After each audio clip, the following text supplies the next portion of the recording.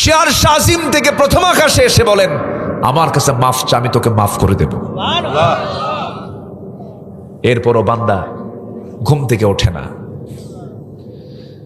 শয়তানও শেষ রাত্রে বান্দার কাছে আসে। দেখেন, শয়তান কিন্তু তাল মতোই আসে। শয়তান শেষ রাতটা বান্দার কাছে আসে। শেষ রাত্রে এসে বান্দার শিওরে বসে এসে বলে, আলাইকা লাইলুন তাওয়িল, তোমার রাত বড় লম্বা, ঘুমাও ঘুমাও, তোমার রাত বড় লম্বা। আমার রাসূল বলেন, ওই সময় শয়তান 3টা গিট মেরে চলে যায়। ওই 3টা গিট যদি কেউ ছোটাতে চাও, তোমার কাজ হলো 3টা কাজ করবা। সুন্দর করে আজান শোনার সঙ্গে সঙ্গে নিজের পিঠটা বিছনা থেকে সরায় নিবা, 1 নাম্বার গিট ছুটে চলে যাবে।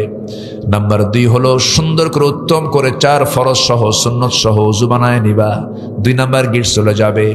সুন্দর করে হেঁটে হেঁটে মসজিদের দিকে রওনা করবে, নামাজ শেষ করবে। 3 নাম্বার গিট ছুটে চলে গেল। 24 ঘন্টা শয়তান তোমার কাছে আসার সাহস পাবে না। জোরে বলি আল্লাহু আকবার।